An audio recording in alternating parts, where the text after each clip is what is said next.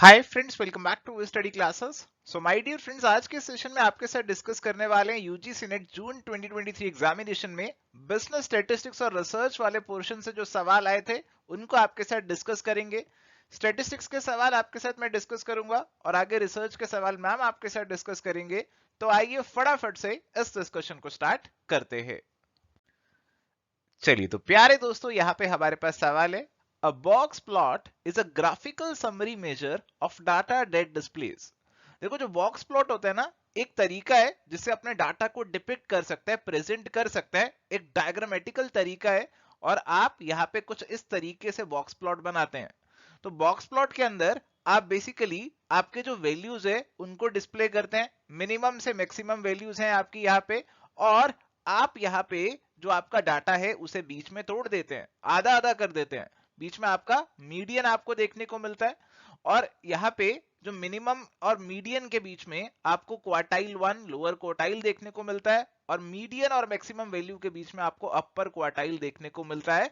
तो इस तरीके से हम जो अपना डाटा है बॉक्स प्लॉट डायग्राम के अंदर जब डिस्क्लोज करते हैं तो उसमें क्वार्टाइल्स और आपके जो मीडियन है उनको डिस्प्ले किया जाता है। तो करेक्ट आंसर में यहाँ पे आपके पास मीडियन और क्वार्टाइल्स आएंगे। तो correct answer would include B, C and D. Option number 3 जो है वो यहाँ पे आपका करेक्ट आंसर बन जाएगा। तो प्यारे दोस्तों, यहाँ पे सवाल है। In case of two variables the estimated regression equation is. आपको एस्टिमेटेड रिग्रेशन इक्वेशन प्यारे दोस्तों यहाँ पे दे दी है और बोल रहे हैं कि total sum of squares is 15730, sum of squares due to error is 1530। The estimated regression line based on this information is. कैसा फिट है, पुअर, मॉडरेट, गुड या फिर बेस्ट फिट। तो यहाँ पे अगर हम देखें कि हमारा जो टोटल सम ऑफ स्क्वायर्स आ रहा है उसमें आपका कितना एरर की वजह से आ रहा है और कितना रिग्रेशन की वजह से आ रहा है, ये चीज हमें देखना पड़ेगा। जैसे 15730, this is your total sum of squares. अब इसे दो में बांट सकते हैं कि आपका sum of squares due to regression कितना है और ड्यू टू एरर कितना है। एरर वाला हमें ऑलरेडी दे दिया है कि 1530 है आपका बिकॉज ऑफ द एरर। तो बैलेंस जो आपका बचा that is going to be because of the regression only. तो sum of squares due to regression आपका कितना हो गया, 15730 में से 1530 माइनस करेंगे, इट वुड बी 14200। तो 14200 वाला जो है वो रिग्रेशन की वजह से है और बाकी कुछ गड़बड़ है, कुछ एरर है, उसकी वजह से आपका यहाँ पे जो सम ऑफ स्क्वायर्स है वो देखने को मिल रहा है। अब एक कॉफिशिएंट ऑफ डिटर्मिनेशन का फॉर्मूला होता है, आप उसे अप्लाई कर सकते हैं, उससे और क्लैरिटी हो जाएगी। या फिर सीधा सीधा भी आप सोच सकते हैं कि जो आपका टोटल सम ऑफ स्क्वायर्स है उसमें लगभग 90% के आसपास जो है वो ड्यू टू रिग्रेशन है। तो हम इसे एक अच्छा फिट, एक गुड फिट मान सकते हैं। 100% तो नहीं है, बिल्कुल बेस्ट तो नहीं है, बट हाँ एक गुड फिट हम इसे बोल सकते हैं क्योंकि 90% के अराउंड आपका due to regression sum of squares यहाँ पे आ रहा है। एक और अप्रोच है कि आप कोफिशिएंट ऑफ डिटर्मिनेशन कंप्यूट कर लें। उसका फॉर्मूला रहता है sum of squares due to regression divided by total sum of squares. तो इसके अंदर भी कुछ ऐसे ही होगा, 14200 डिवाइडेड बाय 15730। तो it is going to be around 0.9 या फिर 90% के अराउंड ही आएगा। तो ये डिनोट करता है कि आपका 90% का जो सम ऑफ स्क्वायर्स है it is because of the regression. आपका जो एरर है वो अराउंड 10% के बराबर ही है, एरर आपका काफी कम है। तो हम यहाँ पे इस रिग्रेशन लाइन को गुड फिट बोल सकते हैं। Correct answer would be option number 3। चलिए तो यहाँ पे सवाल है, मैच द फॉलोइंग का लिस्ट 1 और लिस्ट 2 प्यारे दोस्तों आपको यहाँ पे दे रखी है। और इसके अंदर आपके रिग्रेशन के वेरिएशंस हैं। Total sum of square, sum of square due to regression, sum of square due to curve या फिर इसे एरर भी बोल सकते हैं, और standard error of the estimate जो है वो यहाँ पे आपको दे रखा है। और आपको यहाँ पे मेजरमेंट्स जो है वो भी यहाँ पे दे रखे हैं। तो प्यारे दोस्तों, यहाँ पे हम जो अपनी मैचिंग करने वाले हैं वो किस तरीके से करने वाले हैं उसे अब थोड़ा सा समझने की, देखने की कोशिश यहाँ पे करते हैं। तो यहाँ पे एक रिग्रेशन वाला जो ग्राफ बनता है वो कुछ इस तरीके से आपको देखने को मिलता है कि आपके पास कुछ वैल्यूज होती हैं, कुछ वैल्यूज होती हैं y की, और उन वैल्यूज के बेसिस पे आप यहाँ पे एक लाइन बनाते हैं, आप एक रिग्रेशन लाइन बनाते हैं। ये आपकी जो लाइन है इसे लाइन ऑफ बेस्ट फिट बोला जाता है। आप कोशिश करते हैं कि अच्छा फिट बनाएं, आपकी एक्चुअल वैल्यूज के पास पास से आप एक लाइन जो है वो यहाँ पे बना दें। तो ऐसा हम यहाँ पे कर सकते हैं।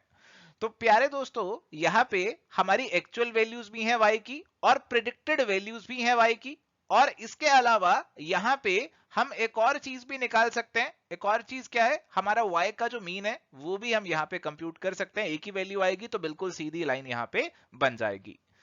अभी यहाँ पे आपके पास तीन मेजर्स हो गए, एक तो एक्चुअल वैल्यू, एक प्रिडिक्टेड वैल्यू और एक आपके पास मीन आ गया। अब यहाँ पे आप एक्चुअल वैल्यू और मीन के बीच का अगर डिफरेंस देखो, अगर आप एक्चुअल वैल्यू और मीन के बीच का अगर डिफरेंस देखो तो हम उसे दो में डिवाइड कर सकते हैं। आपका एक पार्ट जो है वो एक्चुअल वैल्यू और प्रिडिक्टेड वैल्यू y और y हैट का डिफरेंस है, और एक और पार्ट है आपका जिसे अभी मैं ब्लू से हाईलाइट कर रहा हूं, ब्लू से डिनोट कर रहा हूं। ये वाला जो पार्ट है आपका, इसे आप कैसे डिनोट कर सकते हैं, इसे आप अपनी प्रिडिक्टेड वैल्यू और जो मीन वैल्यू है उसका डिफरेंस डिनोट कर सकते हैं।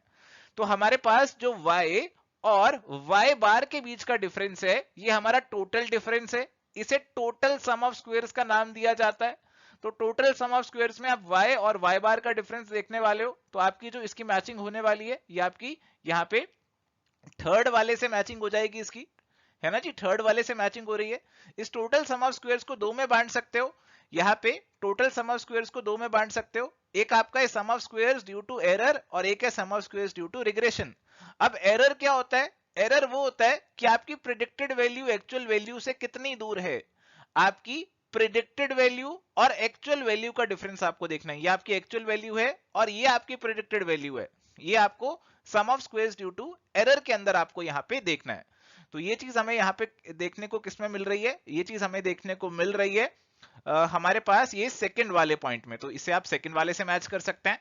और बचा आपके पास sum of squares due to regression, और sum of squares due to regression आपके पास जो बचा उसे कैसे डिनोट करेंगे, ये आपका बनेगा आपकी जो यहाँ पे मीन वैल्यू है, आपकी जो मीन वैल्यू है और जो आपकी प्रिडिक्टेड वैल्यू है उसके बीच का डिफरेंस ही आपका यहाँ पे बन जाएगा। और इस तरीके से आप जो है ये सारे मेजर्स को कंप्यूट कर सकते हैं। तो ग्राफिकली भी थोड़ा सा आपको सिखाने की कोशिश करी, और आई थिंक ये फॉर्मूलाज भी आपको काफी हद तक थोड़े बहुत क्लियर तो हो ही गए होंगे। और इसी से आपकी करेक्ट मैचिंग बन जाएगी जी ऑप्शन नंबर 2 की। आपका standard error of the estimate 4 से मैच हो जाएगा और आपकी मैचिंग जो है यहाँ पे प्रॉपर इस तरीके से बन जाएगी। चलिए, तो यहाँ पे सवाल है coefficient of variation for a Poisson distribution with mean 5 is. अब कोएफिशिएंट ऑफ वेरिएशन का फॉर्मूला क्या होता है, ये आपका होता है standard deviation divided by mean. ये फॉर्मूला हमारे पास रहता है कोएफिशिएंट ऑफ वेरिएशन का। अब पोisson डिस्ट्रीब्यूशन के केस में, पोisson डिस्ट्रीब्यूशन के केस में हमारे पास जो मीन है वो तो ऑलरेडी दे रखा है, हमें मीन ऑलरेडी दे रखा है 5। तो स्टैंडर्ड डेविएशन होती है इट इज रूट मीन, तो ये आपका रूट 5 यहाँ पे बन जाएगी जो कि लगभग 2.2 के बराबर होता है। तो अगर आप ये वैल्यूज पुट करें 2.2 डिवाइडेड बाय 5, इसे आप सॉल्व करें तो ये लगभग आपका 0.44 आ जाएगा या 44% आप कह सकते हैं। और आपका जो करेक्ट आंसर बनेगा that is going to be option number 2।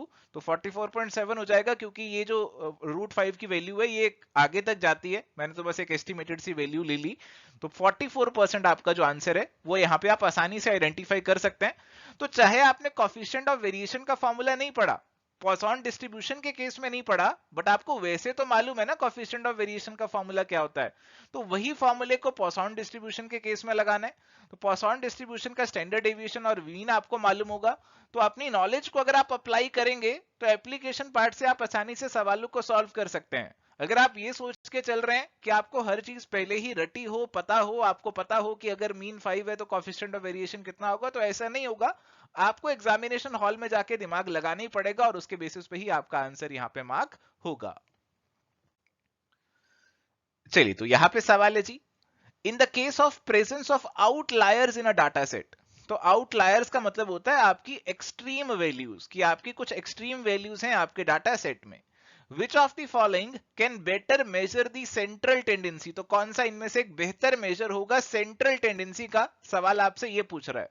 Mode, trimmed mean, arithmetic mean, median या फिर हार्मोनिक मीन।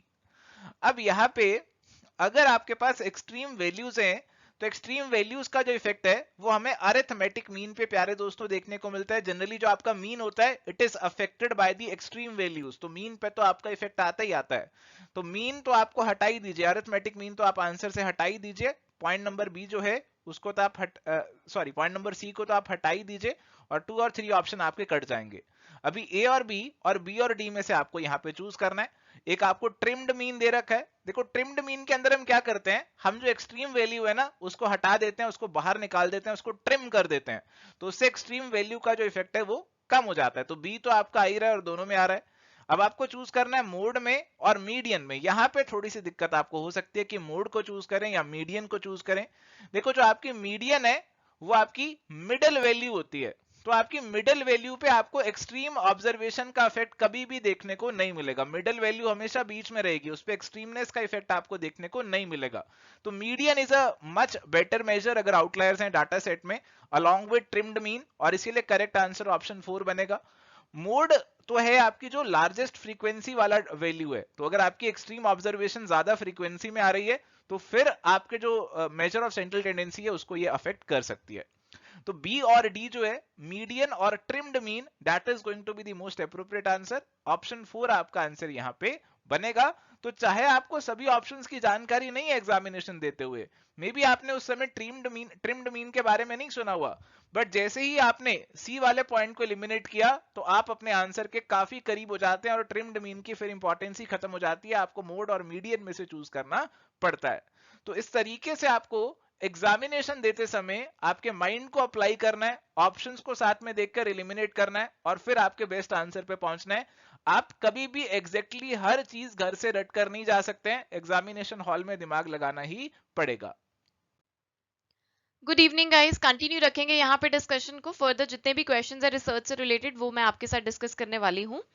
सो क्वेश्चन है हमारे सामने, a population has a mean of 200 and a standard deviation of 50।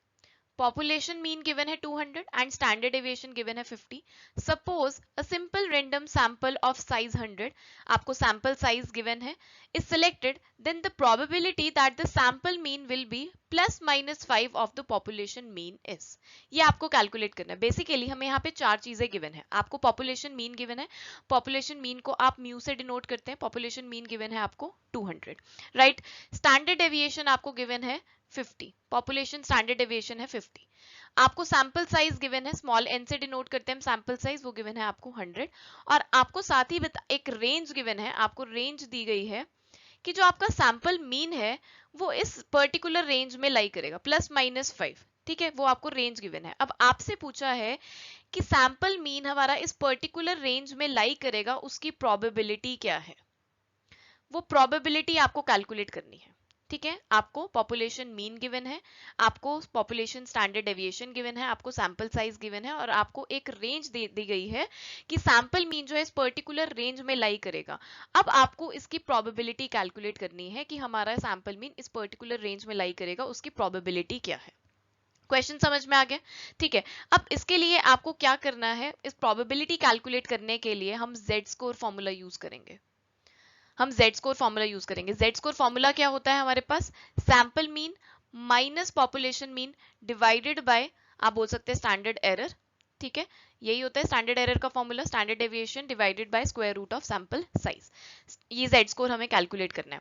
अब यहाँ पे आपको कहा गया है कि सैंपल मीन इस पर्टिकुलर रेंज में लाई करेगा, यानी कि दो बाउंड्स है हमारे पास, एक हमारे पास हो गया लोअर बाउंड और एक हमारे पास हो गया अपर बाउंड, ठीक है। लोअर बाउंड क्या हो जाएगा हमारे पास, 200 हमारे पास पॉपुलेशन मीन गिवन है, मतलब इस पॉपुलेशन मीन से हमारी वैल्यू कितनी डेविएट करेगी उसकी रेंज हमें गिवन है। तो 200 माइनस 5 इज इक्वल टू 195, ये हमारा लोअर बाउंड हो गया, एंड 200 प्लस 5 ये हमारा अपर बाउंड हो गया, ठीक है। इतना समझ में आ गया, जो पॉपुलेशन मीन है उससे जो हमारे सैंपल मीन की वैल्यू है वो इतना डेविएट करेगी, उसकी रेंज हमें गिवन है, तो ये भी हमने कैलकुलेट कर लिया। अब हमारे पास सैंपल मीन की वैल्यू भी आ गई है, पॉपुलेशन मीन की वैल्यू भी है, हमारे पास सैंपल पॉपुलेशन स्टैंडर्ड डेविएशन भी और हमारे पास सैंपल साइज भी, ठीक है। अब हम पहले क्या करेंगे, लोअर बाउंड के लिए कैलकुलेट करते हैं जेड स्कोर। तो लोअर बाउंड के लिए हमारे पास आ गया ये 195 माइनस 200 डिवाइडेड बाय, अब स्टैंडर्ड एरर कैलकुलेट कर लीजिए आप। स्टैंडर्ड डेविएशन हमें कितना गिवन है 50 और सैंपल साइज हमारा कितना है 100, स्क्वायर रूट ऑफ 100, ठीक है जी। ये आ गया 50 डिवाइडेड बाय 10, तो हमारे पास ये standard error of sample mean आ गया 5। तो यहाँ पे हम डिवाइडेड बाय 5 करेंगे तो ये वैल्यू हमारे पास आ गई है -1। ऐसे ही आप क्या करिए, अपर बाउंड के लिए निकाल लीजिए। ठीक है, ये हमने लोअर बाउंड के लिए निकाला था, ऐसे ही अपर बाउंड के लिए निकाल लीजिए। सैंपल मीन कितना है हमारे पास 205 माइनस पॉपुलेशन मीन है हमारे पास 200 divided by standard error of sample mean कितना है 5। अभी कैलकुलेट किया तो ये आ गया 1। ठीक है, सो हमारे पास z score for lower bound आ गया -1 and z score for upper bound आ गया +1।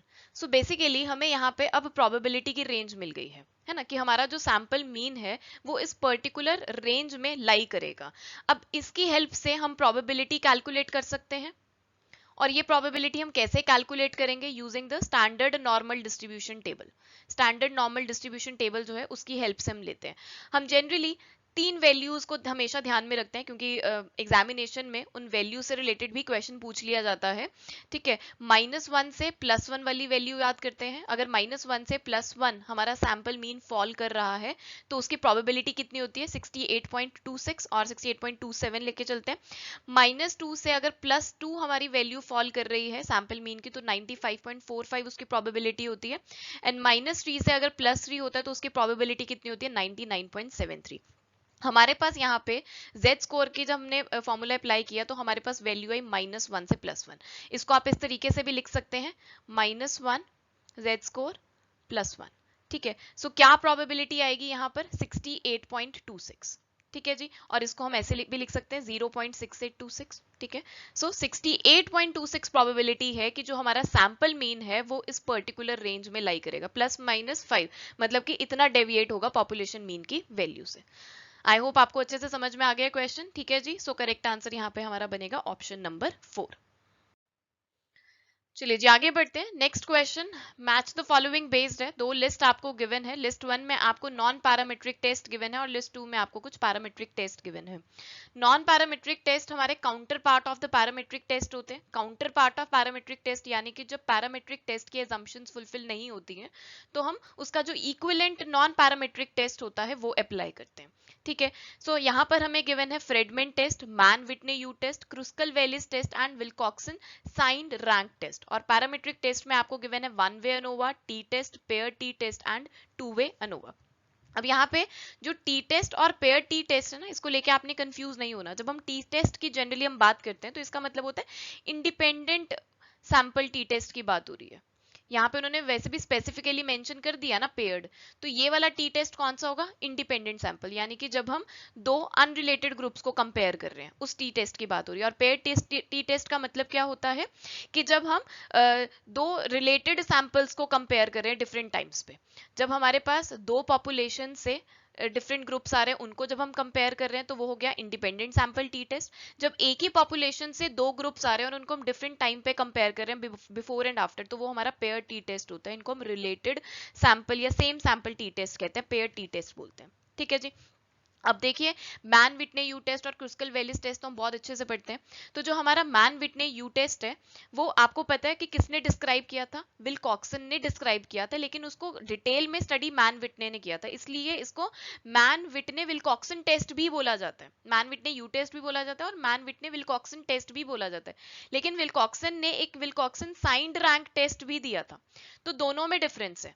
ठीक है जी, सो जो हमारा मैन विटने यू टेस्ट है ये हमारा अप्लाई होता है इंडिपेंडेंट सैंपल्स पे। ठीक है, तो ये किसका काउंटर पार्ट हुआ, मैन विटने यू टेस्ट हमारा इंडिपेंडेंट सैंपल टी टेस्ट का काउंटर पार्ट हुआ, तो बी हमारा मैच करेगा 2 के साथ। ठीक है जी, बी हमारा मैच करेगा 2 के साथ। और क्रुस्कल और जो विल्कॉक्सन साइंड रैंक टेस्ट है वो हमारा पेयर टी टेस्ट पे लगता है, सो डी हमारा मैच करेगा 3 के साथ। ठीक है, ये हमारे क्लियर हो गए, बहुत अच्छे से हमने पढ़े हुए हैं। क्रुस्कल वेलिस टेस्ट भी हमने बहुत अच्छे से पढ़ा हुआ है कि जो क्रुस्कल वेलिस टेस्ट है वो हमारा नॉन पैरामेट्रिक टेस्ट है, काउंटर पार्ट है किसका, 1 वे अनोवा का। 1 वे अनोवा यानी कि जब आपको देखना होता है 3 या 3 से ज्यादा ग्रुप में स्टैटिस्टिकल डिफरेंस है या नहीं है, और जो हमारा 1 वे अनोवा उसकी assumptions अगर फुलफिल नहीं होती है तो हम क्रुस्कल वेलिस टेस्ट अप्लाई करते हैं। तो सी हमारा मैच करेगा 1 के साथ। ठीक है, सो ये मैचिंग हमें मिल रही है, यहाँ पे सेकंड ऑप्शन हमारा करेक्ट बन रहा है। अब रह गया हमारा फ्रेडमेंट टेस्ट। ठीक है, फ्रेडमेंट टेस्ट हमारा काउंटर पार्ट है 2 वे अनोवा का, लेकिन इसे true non parametric counter part नहीं बोला जाता 2 वे अनोवा का, क्योंकि ये मैच्ड सैंपल्स पे ही लगता है फ्रेडमेंट टेस्ट भी हमारा। सो ए हमारा मैच करेगा 4 के साथ। ठीक है जी, सो करेक्ट ऑप्शन जो हमें मिल रहा है यहाँ पे करेक्ट मैचिंग का वो है option number 2। Moving forward to the next question, before writing the research report, pre writing यानी कि researcher usually consider, research report लिखने से पहले एक रिसर्चर को किन चीजों का ध्यान रखना पड़ता है? आपको पता है कि जो रिपोर्ट है वो थीसिस का ही पार्ट है। ये अगर आपकी थीसिस है तो रिपोर्ट उसी में से निकली है, कुछ अलग तो नहीं है ना। थीसिस का ही पार्ट है रिपोर्ट। थीसिस अगर आपकी 400-500 पेजेस की है तो उसे जब आप कंडेंस्ड फॉर्म में लिखते हैं, उसको जब आप समराइज करते हैं, तो वही आपका रिपोर्ट है जो एग्जामिनर के पास इवैल्यूएट होने के लिए जाती है। ठीक है। अब रिसर्च रिपोर्ट लिखते टाइम या लिखने से पहले आपको क्या चीजें ध्यान में रखनी होती है वो आपको बताना है। देखिए, थीसिस के अंदर बहुत सारे चैप्टर्स होते हैं। आपका इंट्रोडक्शन चैप्टर होता है, देन आपका रिव्यू ऑफ लिटरेचर वाला चैप्टर है, रिसर्च डिजाइन है जिसमें आप बताते हैं कि आप डेटा कैसे कलेक्ट कर रहे हैं, आपका सैंपल साइज क्या होगा, क्या सैम्पलिंग टेक्निक आप यूज कर रहे हैं, वो सब कुछ मेंशन करते हैं। देन एनालिसिस आता है एंड इंटरप्रिटेशन, और लास्ट में आपका कंक्लूजन वाला चैप्टर आता है जो आपकी फाइंडिंग्स एंड कंक्लूजन होती है। तो ये सभी चीजें जो है आपको रिपोर्ट में भी मेंशन करनी होती है, बस उसको आप क्या करते हैं, समराइज कर देते हैं। ऐसा रिपोर्ट कुछ अलग नहीं है, थीसिस का ही पार्ट है। तो वो सभी चैप्टर्स जब आप समराइज फॉर्म में, कंडेंस्ड फॉर्म में लिखते हैं तो वो आपका रिपोर्ट होता है। ठीक है जी। अब यहाँ पे आपको बताना है कि क्या चीजें आपको ध्यान में रखनी होती है। बिल्कुल पर्पस ऑफ द स्टडी, हम थर्ड चैप्टर में बताते हैं कि क्या नीड है आपकी स्टडी की, क्या पर्पस है आपकी स्टडी का, क्या सिग्निफिकेंस है आपकी स्टडी का, वो आपको पता होना चाहिए। तो वो रिसर्च रिपोर्ट लिखते हुए भी आपको ध्यान में रखना है, वो सबसे जरूरी है इनफैक्ट, ताकि जो सामने वाला पढ़ रहा है उसको पता होना चाहिए कि एक्चुअली में किस प्रॉब्लम पे काम किया जा रहा है। Then readers of the report बहुत ज्यादा जरूरी है। इस रिपोर्ट को कौन पढ़ने वाला है, ठीक है, किसको आप डायरेक्ट कर रहे हैं, वो बहुत जरूरी है। देन आता है हमारे पास climax order of the report. ये climax order of the report ये समझ में नहीं आता। क्लाइमेक्स तो मतलब क्या हुआ, सस्पेंस क्रिएट करना। तो क्या आप अपनी थीसिस में, रिपोर्ट में सस्पेंस क्रिएट करेंगे? नहीं ना। जो थीसिस आपकी है उसे एक्चुअली में आप प्रेजेंट कर रहे हैं कंडेंस्ड फॉर्म में। तो हम कोई मूवी राइटिंग का काम थोड़ी चल रहा है, कोई मूवी थोड़ी हमने बनानी है, ठीक है ना। तो ये नहीं होगा हमारा। Then visualisation of the report, visualisation of report भी ज्यादा मैटर नहीं करते, ठीक है। जो आपकी थीसिस में डायग्राम्स है वो आप मेंशन करेंगे, बट एज सच कोई बहुत ज्यादा इंपॉर्टेंट फैक्टर नहीं है, ठीक है। विजुअलाइजेशन रिपोर्ट अच्छी होनी चाहिए, आपकी प्रेजेंटेबल होनी चाहिए। देन हमारे पास आता है यूजेस ऑफ रिपोर्ट। ये बहुत जरूरी है कि हमारी रिपोर्ट जो है, थीसिस जो है, उसका इम्प्लीकेशन क्या है, किसको फायदा होने वाला है, तो ये बहुत जरूरी है। सो ए बी ई तो बहुत ज्यादा इंपॉर्टेंट फैक्टर्स हैं। अब जो हमें ऑप्शंस है ना, उसमें हमें 3 ही यहाँ से चूज करने हैं। सो ए बी ई हमारे प्रायोरिटी बेसिस पे बनते हैं। सो जिस ऑप्शन में आपके ए बी ई आ रहा है ना, वो हमारा करेक्ट आंसर होगा। सो थर्ड ऑप्शन में हमें ए बी ई मिल रहा है। विजुअलाइजेशन ऑफ द रिपोर्ट यानी कि प्रेजेंटेशन जरूरी है, बट आपको अपने ऑप्शंस के अकॉर्डिंग चलना है। तो ऑप्शंस में ए बी ई हमें प्रायोरिटी पे रखना है, तो यही हमारा करेक्ट आंसर बनेगा। ठीक है जी। सो करेक्ट आंसर है यहाँ पे हमारा ऑप्शन नंबर 3। आगे बढ़ते हैं। अगला क्वेश्चन है one factor analysis of variance यानी कि अनोवा। उसके लिए कुछ ऑप्शंस यहाँ पर आपको गिवन है और उसके बेसिस पे आपको यहाँ पे अप्रोप्रिएट ऑप्शन चूज करना है। सो फर्स्ट ऑप्शन में बोला है ANOVA is a perfect generalisation of the t test for paired observations. Second option में बोला ANOVA requires that the number of observations in each group be identical. Option 3 में बोला है ANOVA has less power when the number of observations in each group is not identical. And option 4 में बोला ANOVA is extremely sensitive to slight departure from normality. इस question को करने के लिए सबसे पहले आप याद करिए कि अनोवा क्या होता है। अनोवा हम कब अप्लाई करते हैं, जब आपको 2 या 2 से ज्यादा ग्रुप्स के मीन्स को कंपेयर करना होता है, तो हम अनोवा लगाते हैं। ठीक है, 3 या 3 से ज्यादा ग्रुप्स के मीन्स को जब आपको कंपेयर करना है, मल्टीपल ग्रुप्स को जब आपने कंपेयर करना है, तो आप अनोवा अप्लाई करते हैं। ठीक है। अब देखिए फर्स्ट ऑप्शन में क्या बोला कि ANOVA is a perfect generalisation of the t test for paired observation. देखिए जनरलाइजेशन है टी टेस्ट का, but specifically paired t test के लिए नहीं है। हमने अपने लेक्चर में बहुत अच्छे से कवर किया था कि हम टी टेस्ट क्यों नहीं अप्लाई करते हैं, अनोवा क्यों अप्लाई करते हैं।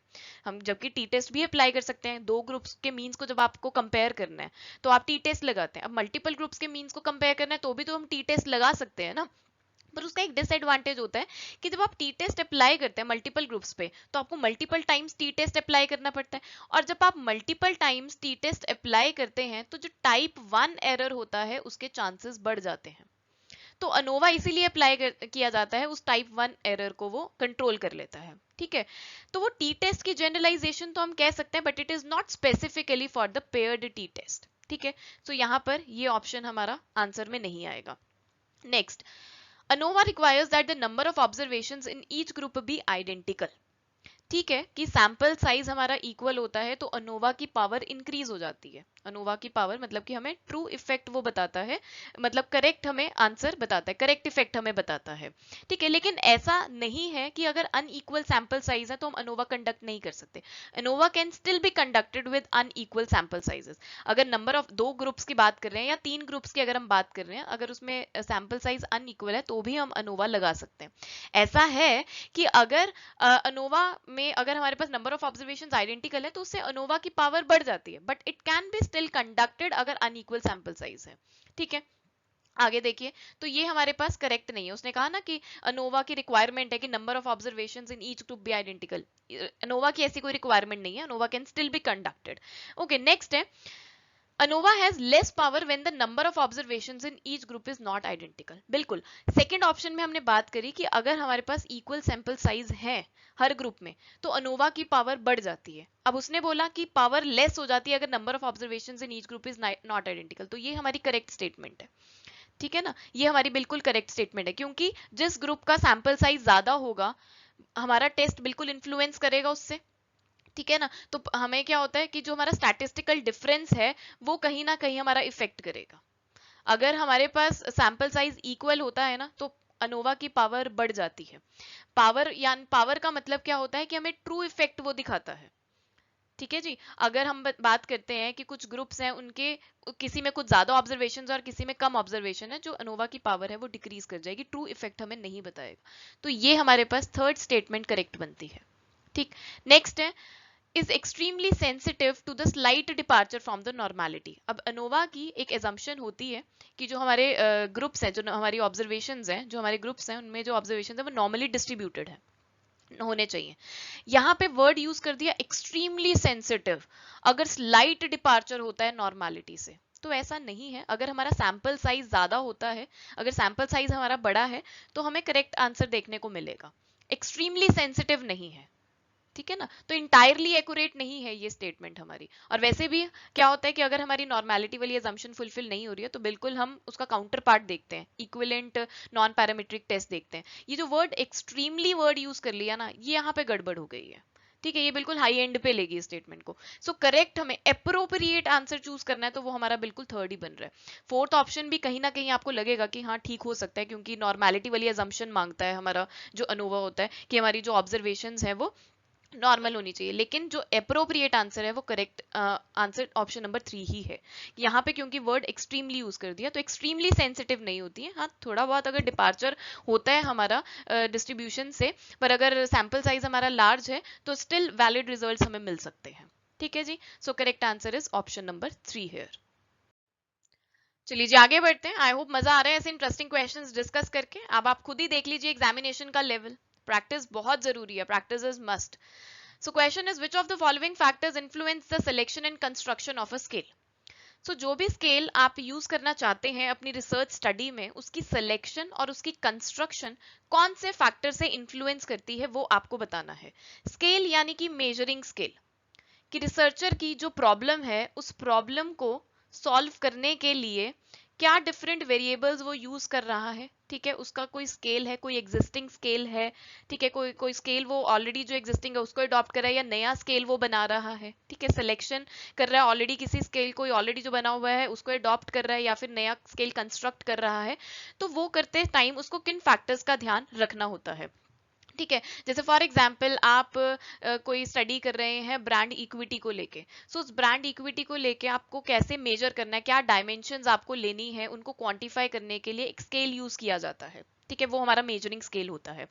सो उसके लिए क्या फैक्टर्स आपको ध्यान में रखने पड़ते हैं। तो ऑप्शंस आपको गिवन है मल्टी कॉलिनारिटी। मल्टी कॉलिनारिटी तो स्टैटिस्टिकल फिनोमिना है एक, जो हमें बताता है कि दो या दो से ज्यादा जो हमारे इंडिपेंडेंट ग्रुप्स हैं वो कितने एक दूसरे से कोरिलेट करते हैं। मल्टी कॉलिनारिटी मतलब दो से ज्यादा इंडिपेंडेंट ग्रुप्स अगर हमारे पास है तो उनमें कितनी कॉलिनैरिटी है। तो ये तो स्टैटिस्टिकल फिनोमिना है हमारा, ये तो हमें ऑलरेडी टेस्ट के थ्रू पता चलता है। देन डेटा प्रॉपर्टीज, बिल्कुल स्केल जब आप कंस्ट्रक्ट कर रहे हैं तो डेटा की प्रॉपर्टीज आपको ध्यान में रखना है कि डेटा कैसे है, नॉमिनल है, ऑर्डिनल है, रेशो स्केल है, रेशो है, इंटरवल है, मतलब डेटा आपने ध्यान में रखना है नॉमिनल डेटा है या ऑर्डिनल डेटा है, ठीक है। देन नंबर ऑफ डायमेंशंस कितनी है, कितनी डायमेंशंस आप क्वांटिफाई करना चाहते हैं, कौन कौन से वेरिएबल्स आप ले रहे हैं वो आपको ध्यान में रखना पड़ता है। देन लेवल ऑफ सिग्निफिकेंस, ये भी हमारा एक स्टैटिस्टिकल फिनोमेना जो हाइपोथेसिस टेस्टिंग में आता है, तो ये भी नहीं होगा हमारा, ठीक है। देन हमारे पास रिसर्च ऑब्जेक्टिव, बिल्कुल आपका एम क्या है, आप क्या मेजर करना चाहते हैं, क्या आपकी प्रॉब्लम है, क्या आप एड्रेस करना चाहते हैं, उसके थ्रू आप स्केल की सिलेक्शन करते हैं, ठीक है। तो ये भी बहुत जरूरी है, ये फैक्टर्स हैं। इसके अलावा और भी बहुत सारे फैक्टर्स होते हैं जो आपको ध्यान में रखने होते हैं, जैसे कंस्ट्रक्ट क्या है आपका, ठीक है, कितने वेरिएबल्स आप लेना चाहते हैं, डेटा प्रॉपर्टीज तो हमने देख ली, रिसर्च ऑब्जेक्टिव्स हमने देख लिया, तो वो बहुत सारे फैक्टर्स होते हैं। अब इनमें से आपको चूज करना था, तो मल्टी कॉलिनैरिटी और लेवल ऑफ सिग्निफिकेंस ये हमारे फैक्टर्स में नहीं आएगा जो स्केल की सिलेक्शन को इन्फ्लुएंस करता है। Data properties, number of dimensions और रिसर्च ऑब्जेक्टिव्स ये इंपॉर्टेंट फैक्टर्स हैं, ठीक है। सो यहाँ पे आप देख लीजिए ऑप्शंस में जहां पे हमारे पास आ रहे हो, सी आ रहा है बिल्कुल यहाँ पर, number of dimensions, data properties, B भी आ रहा है और ई रिसर्च ऑब्जेक्टिव्स, तो करेक्ट आंसर यहाँ पे बनेगा ऑप्शन नंबर 3। आगे बढ़ते हैं अगले क्वेश्चन की तरफ। क्वेश्चन है डिजाइनिंग से रिलेटेड क्वेश्चन है। Question is to remove order bias in a questionnaire. Usually researcher use which of the following? Number 1 pivot questions, number 2 multiple grid questions, number 3 funnel technique, number 4 filtered questions and number 5 is leading questions. So questionnaire में order bias को remove करने के लिए researcher को usually कौन से इनमें से questions या कौन सी type of technique use करनी चाहिए? सो इस क्वेश्चन को करेक्टली अटेम्प्ट करने के लिए सबसे पहले तो आपको ऑर्डर बायस का मतलब पता होना जरूरी है। सेकेंडली आपको ये जो different types of questions mention किए हुए हैं इनके मीनिंग आपको क्लियर होने चाहिए, तभी आप इस क्वेश्चन को करेक्टली अटेम्प्ट कर सकते हैं, ठीक है। तो मेरे साथ ऑर्डर बायस को समझिए क्या होता है। जनरल मीनिंग की बात करते हैं। ऑर्डर बायस मतलब कि ऑर्डर से रिलेटेड बात की गई है कि मतलब क्वेश्चंस के ऑर्डर में बायसनेस है। तो जब क्वेश्चंस का जो ऑर्डर है वो इस तरीके से है कि उससे रिस्पोंडेंट के रिस्पॉन्सेज इन्फ्लुएंस हो रहे हैं, ठीक है। सर्वे में जो क्वेश्चनेयर का जो क्वेश्चंस का ऑर्डर है उससे अगर रिस्पोंडेंट के रिस्पॉन्सेज इन्फ्लुएंस हो रहे हैं तो वो बायसनेस कहलाई जाएगी, ठीक है। और बायसनेस अगर है तो उससे क्या होगा, डेटा भी इनएक्यूरेट होगा, ठीक है। ठीक, अब इसी बायसनेस को अगर हमें रिमूव करना है, इस ऑर्डर बायसनेस को रिमूव करने के लिए रिसर्चर इनमें से किस तरीके के क्वेश्चंस यूज करे, ठीक है, ताकि इनएक्यूरेट डेटा ना हो हमारे पास। सो पाइवेट क्वेश्चंस, अच्छा एग्जांपल भी देख लेते हैं पहले। देखिए ऑर्डर बायस के लिए एग्जांपल दी है। सबसे पहला क्वेश्चन फूड क्वालिटी असेसमेंट से रिलेटेड पूछ लिया। On a scale of 1 to 5 how would you rate the quality of the food you receive during your visit, ठीक है। सबसे पहला क्वेश्चन फूड क्वालिटी असेसमेंट से रिलेटेड पूछ लिया। अब सेकंड क्वेश्चन जो है वो प्राइस असेसमेंट से रिलेटेड है। On a scale of 1 to 5 how would you rate the affordability of our menu items. तो जब रिस्पोंडेंट सेकंड क्वेश्चन अटेम्प्ट कर रहा होगा तो उसके माइंड में वो फर्स्ट क्वेश्चन रहेगा ही रहेगा, तो वो फर्स्ट क्वेश्चन फूड की क्वालिटी को ध्यान में रखते हुए ही सेकंड क्वेश्चन को अटेम्प्ट करेगा। तो यहाँ पे बायसनेस आ गई ना, ऑर्डर बायसनेस है। तो ये इस तरीके के क्वेश्चंस जो है वो ऑर्डर बायसनेस क्रिएट करते हैं। इसे रिमूव करने के लिए किस तरीके के क्वेश्चंस जो है वो यूज करने चाहिए। तो सबसे पहले पाइवेट क्वेश्चंस यूज करिए। पाइवेट क्वेश्चंस ब्रॉड कॉन्टेक्स्ट में होते हैं कि आप क्या करते हैं, जो कॉन्स्ट्रक्ट आप मेजर करना चाहते हैं, ठीक है, जैसे आप फॉर एग्जांपल 4 कॉन्स्ट्रक्ट्स मेजर करना चाहते हो तो पहला कॉन्स्ट्रक्ट आपका सेटिस्फेक्शन से रिलेटेड है, ठीक है। तो डिफरेंट कॉन्स्ट्रक्ट्स के आपने डिफरेंट सेक्शंस बना लिए। पहला कॉन्स्ट्रक्ट आपका सेटिस्फेक्शन है, ठीक है जी। तो अब आपने क्या किया, पहले कॉन्स्ट्रक्ट आपका सेटिस्फेक्शन है वो सेक्शन बना लिया और उस सेक्शन में सेटिस्फेक्शन से रिलेटेड ही क्वेश्चंस आपके आएंगे। तो उसका एक ब्रॉड कॉन्टेक्स्ट का एक पहला क्वेश्चन अगर आपने दे दिया सेटिस्फेक्शन से रिलेटेड, जैसे overall how satisfied are you with your recent dining experience at our restaurant.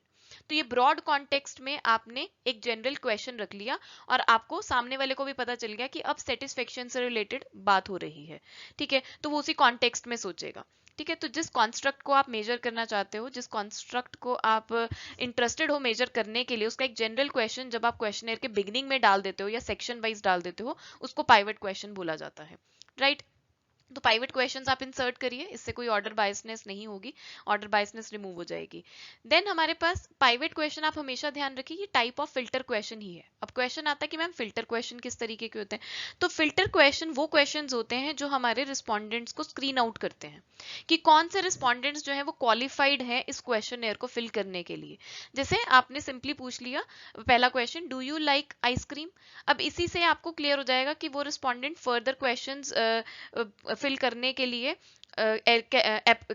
Capable है या नहीं है, ठीक है ना। कैपेबल वर्ड नहीं बोल सकते कि वो पर्सन जो है उस क्वेश्चनेयर के लिए सही है या नहीं है। आपने स्क्रीन आउट कर लिया, do you like ice cream, yes और नो, फिर बाकी तो बाद की बात है कि कौन सा फ्लेवर पसंद है, कौन सी कंपनी का पसंद है, कौन से ब्रांड का पसंद है, उसको वो भरने के लिए एप्लीकेबल है ही नहीं।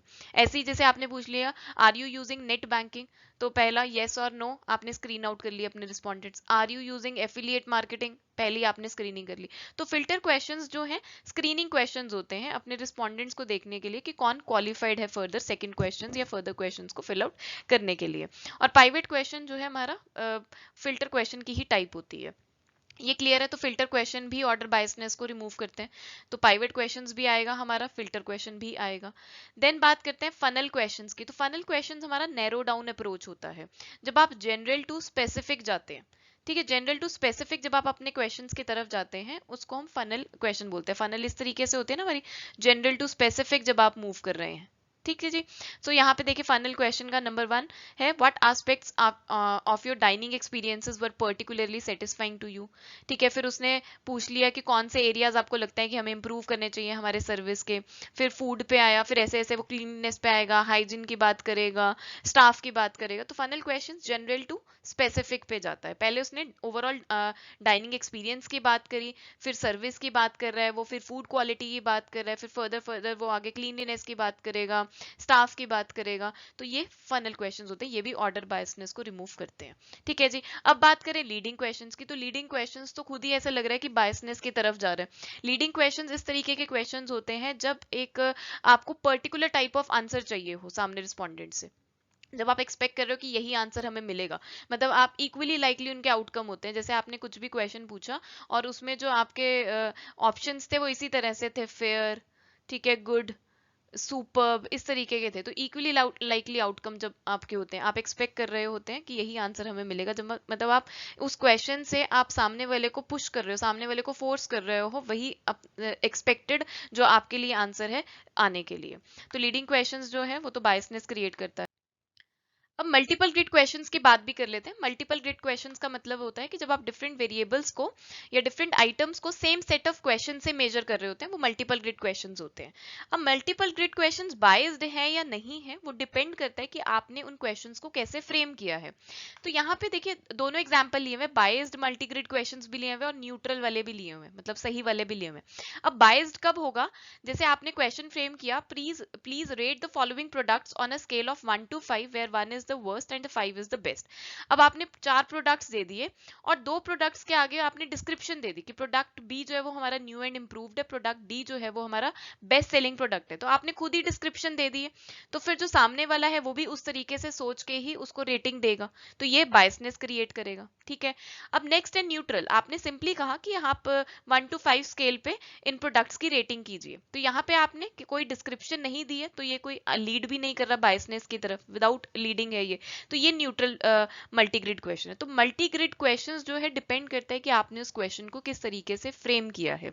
सही फ्रेम किया है, ठीक है, तो वो बायसनेस नहीं क्रिएट करेगा।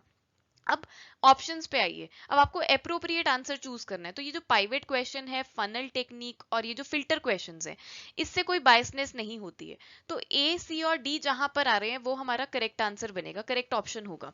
तो ए, सी, डी हमें फोर्थ में मिल रहे हैं। मल्टीग्रिड क्वेश्चंस की कहीं बात नहीं की है एसीडी के साथ यहाँ पर, है ना। एसीडी तो बिल्कुल शॉर्ट शॉर्ट हमारे करेक्ट हैं, तो एसीडी जहां पे आपको मिल रहा है वो तो हमारा करेक्ट ऑप्शन बनेगा ही बनेगा। मल्टीग्रिड क्वेश्चंस जो है वो डिपेंड करता है फ्रेमिंग पे, ठीक है, तो इसलिए इसको हम छोड़ सकते हैं बी को। तो यहाँ पर करेक्ट आंसर हमारा जो है ऑप्शन 4 बनेगा।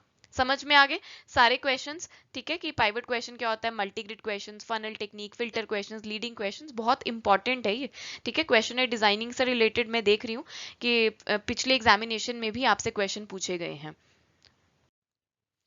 अगले सवाल पर आते हैं। Point estimator is said to be consistent when. एक पॉइंट एस्टिमेटर कंसिस्टेंट कब कहलाया जाता है?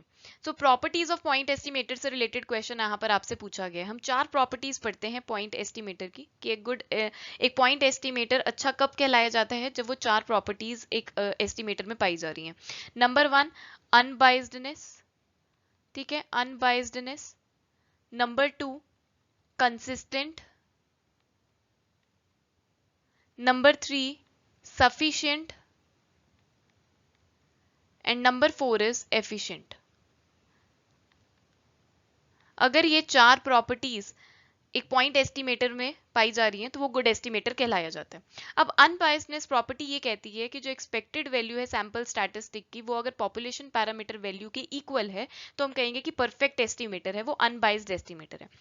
अब यहाँ पर इन ऑप्शंस में देखिए, आपको सेकंड ऑप्शन में बोला है its expected value is equal to the population parameter, तो ये तो अनबाइज्ड का मतलब बता रही है, तो ये नहीं होगा।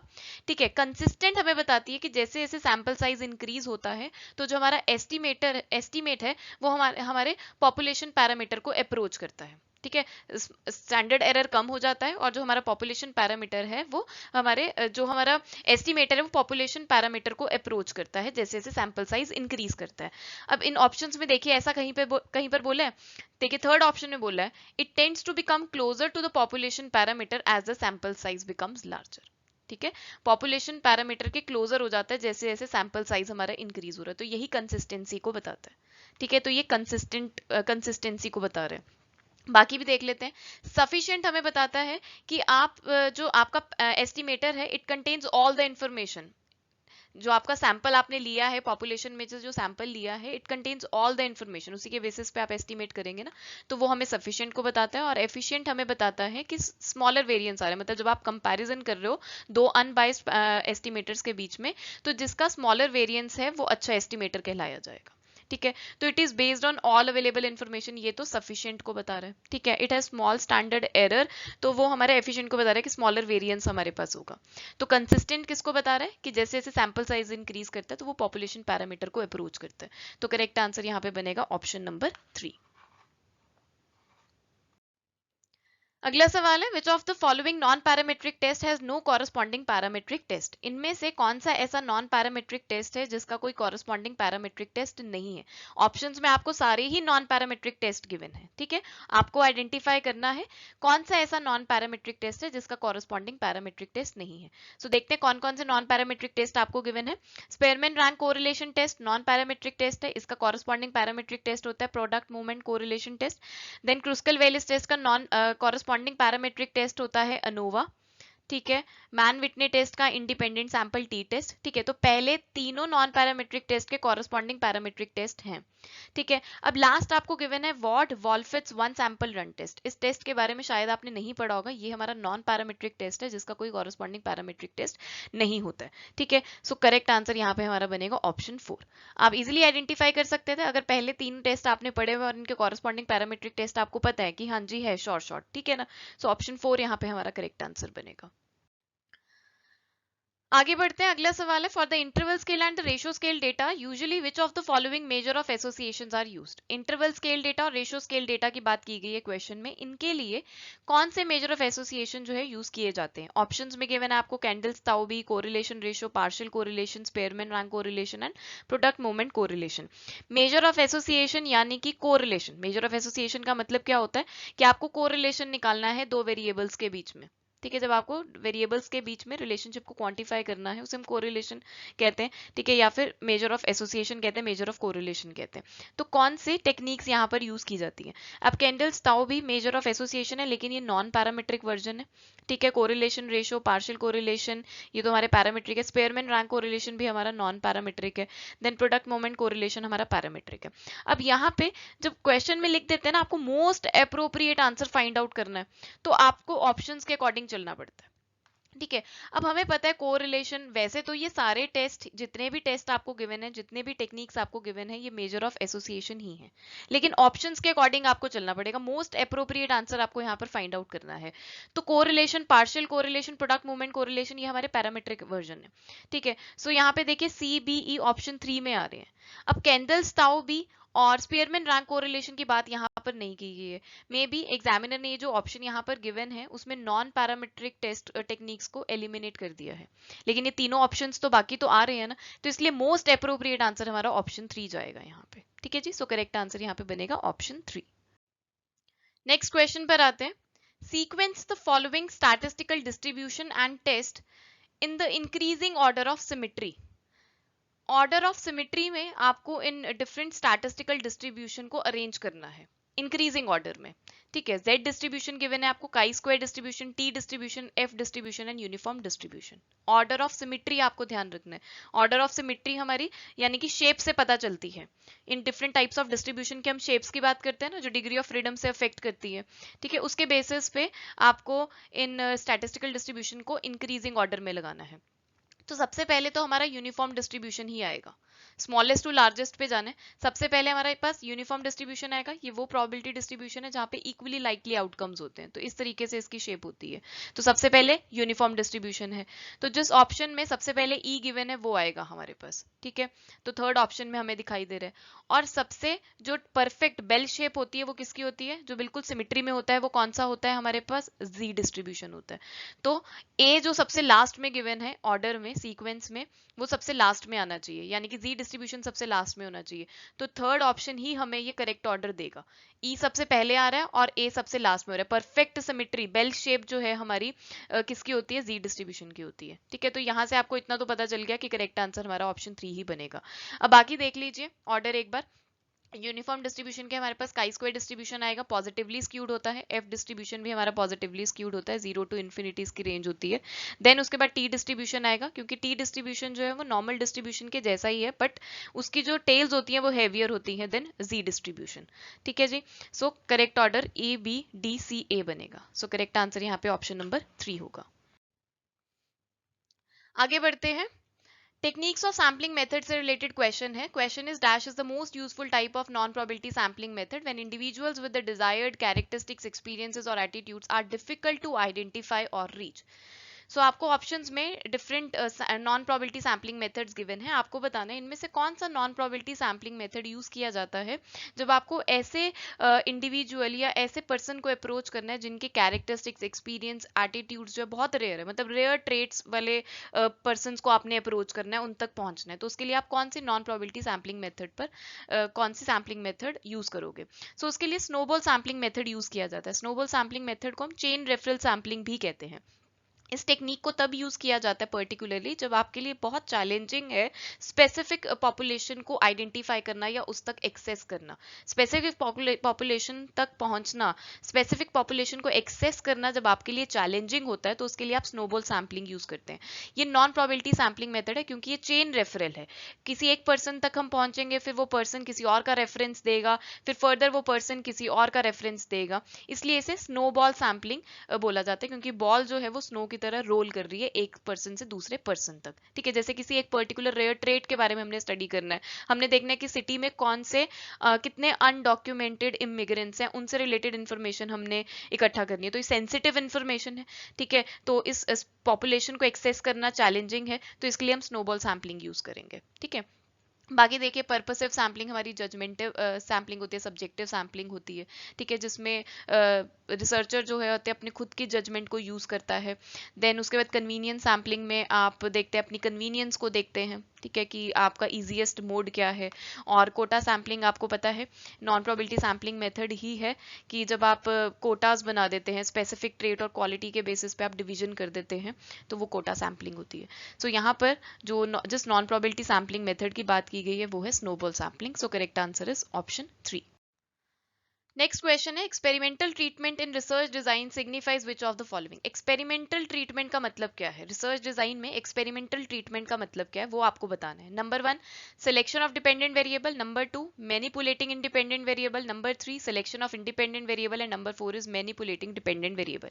सो इंडिपेंडेंट वेरिएबल और डिपेंडेंट वेरिएबल क्या होते हैं।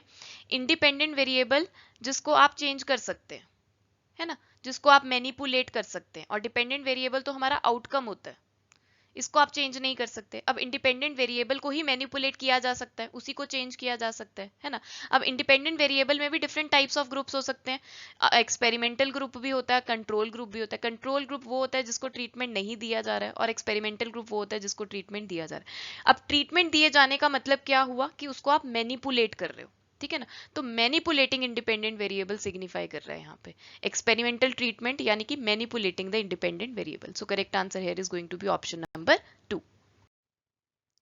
बढ़ते हैं नेक्स्ट क्वेश्चन की तरफ। The problem definition process involves following steps. Problem definition process में बहुत सारे स्टेप्स इन्वॉल्व होते हैं, ठीक है, और आपको यहाँ पे डिफरेंट स्टेप्स दिए हुए हैं, इनको आपको लॉजिकल सीक्वेंस में लगाना है।